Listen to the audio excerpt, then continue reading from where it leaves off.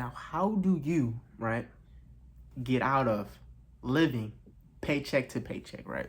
Great question, great question, great question, right? Now, about about 90% of America, right, lives paycheck to paycheck to paycheck, right? Now, DeAndre, what would you do to stop living paycheck to paycheck to paycheck, right?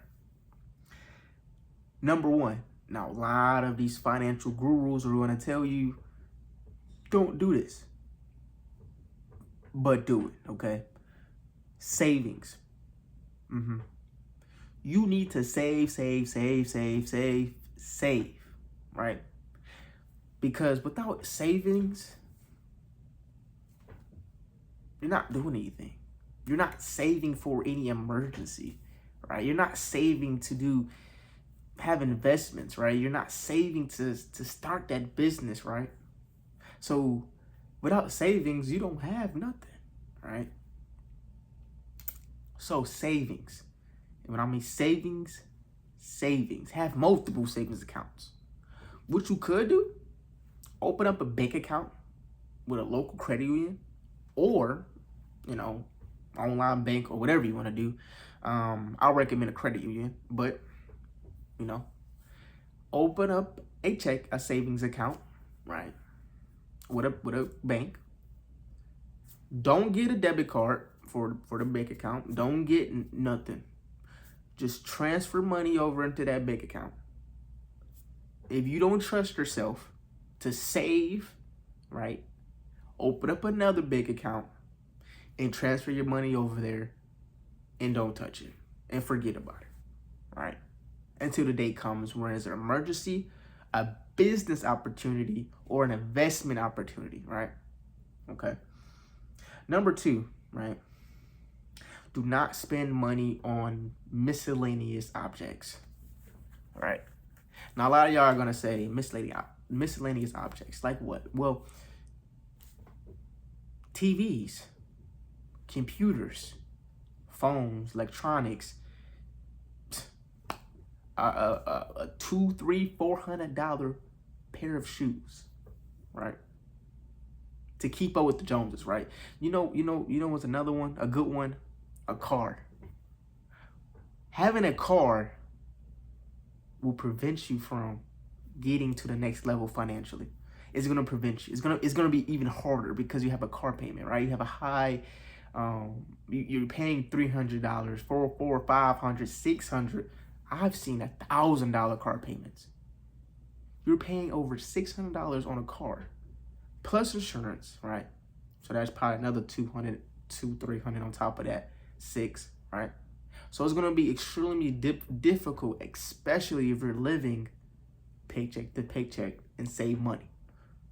So downsize. A lot of people don't want to downsize. A lot of people feel comfortable in their Mercedes-Benz or their BMWs or their Cadillacs of the world, right?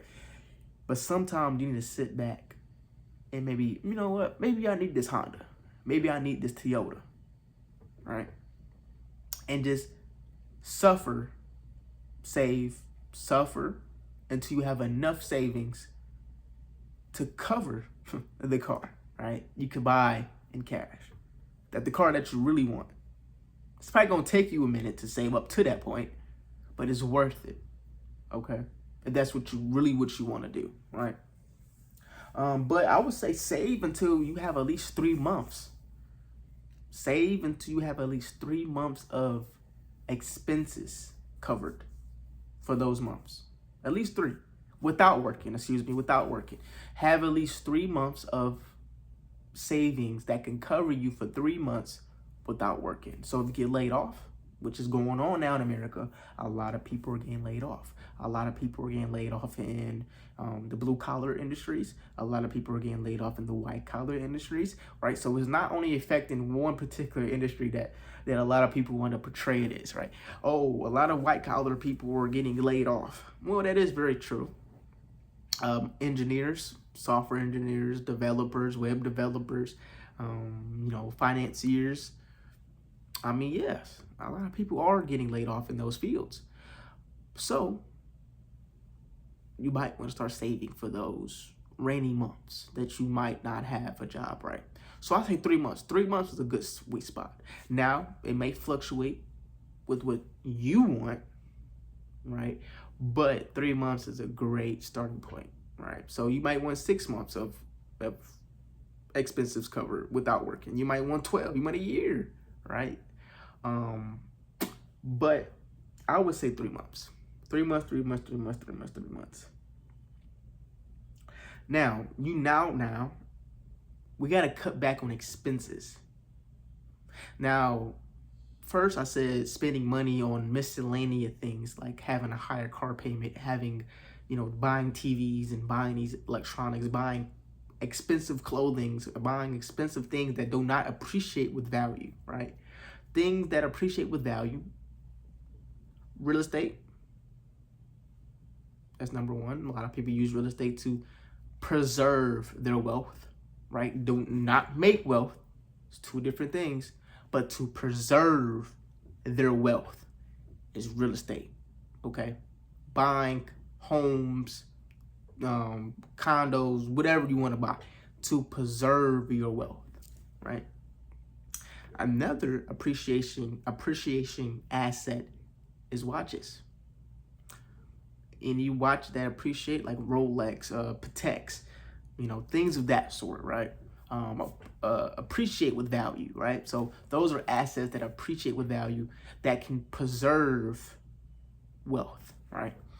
Or, certain jewelry, right? Gold, things of this sort will preserve value for a long term, right? But cut back on expenses. Now, you might have to sit down and cut back on subscriptions. You got a subscription for, let's say, Netflix, or a subscription for Hulu, or have a subscription for, any TV broadcasting network. Maybe you don't need all those subscriptions. Maybe you just need one. Just one. Maybe just one. Okay? You just need one network to entertain you. All right? And I recommend, honestly, you only need one, because you should be really acquiring all these additional expenses pertaining to entertainment, right? Now, if you're a basketball fan, a football fan, a sports fan of this sort, and you go into games, and also you have ESPN subscription too, something got to give, right? So let's start cutting back on those expenses, right, that we have, right? Also, look at, your utility bill. Can you cut back on preserving energy? Can you cut back on a rent? Can you find a smaller unit? Can you find a smaller space that you can do without the bigger space, right? You want to cut back on those expenses, right? We want to minimize expenses, maximize profit, minimize expenses, right? So we want to maximize as much profit as we want, which is our paycheck. That is our profit. Well, revenue in that sense, right? That's our revenue in our expenses, in our miscellaneous spending expenditures, or our expenses, right? So we want to cut back on that. Now, last but not least, now this is for those who had an entrepreneurial spirit, right? Which is side hustle. Go get a side hustle. Go make additional money. Now, that can either be meaning start a side business, right? Providing a service or a product to the community that you serve. And we can get into the whole business of that in a later video, but a community that you serve, right? Business, service, or product, right? That you're going to sell to that community, right? Or, DoorDash, Uber Eats, these are not businesses, but these are side hustles to gain more money, right? So these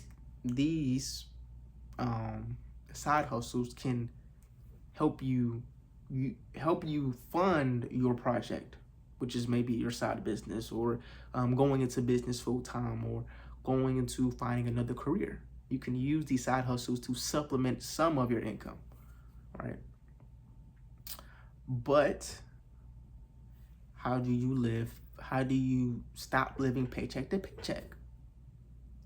Stop spending unnecessarily, miscellaneous things. Have at least 3 months of an emergency fund or 6 months of savings. 3, make sure you cut back on all your expenses or cut back on expenses you can do without or minimize them. And 4th,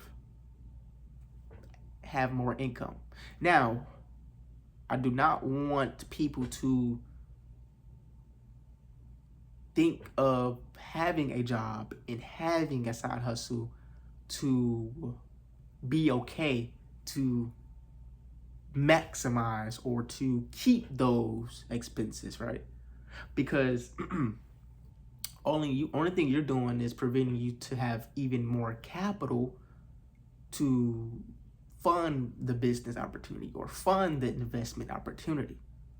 The more capital you have, the faster your money grows, the faster your portfolio grows within if it's business or in investments, right? If you want to have a dividend portfolio, you need a lot of capital, right? So if you have additional income coming in, an extra 1,000, an extra 500, an extra 2,000, an extra $3,000 or whatever it might be, do not increase your expenses as you increase your income.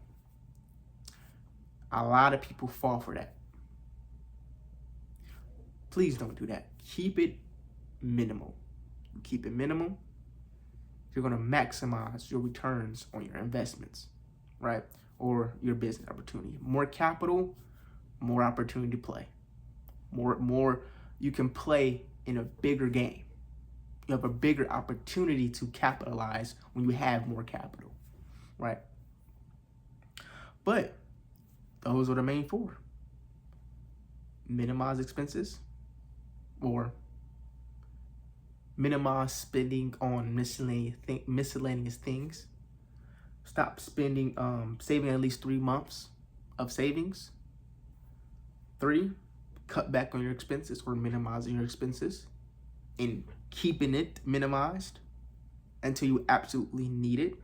And your side hustle, if you want to have additional income coming in. But what I really want you to take from this video, if you made it this far to the end of the video, think like this. Think of spending, right? Think of spending as an investment. Everything you buy is an investment. If you think like that, you will save way more money and not worry about if you can afford rent, your utilities, food, or anything that requires you to live, right? If spending money is an investment, the objects you buy, the food that you buy, the car that you buy, the house that you buy, or rent, or whatever, the clothes that you buy, the jewelry that you buy, what is the ROI on your investment? And once you get that down for everything that you buy, you would think way harder on if this is a good purchase or not for me in the long run. So thank you again. My name is DeAndre Simmons. I'm your host. See you in the next video.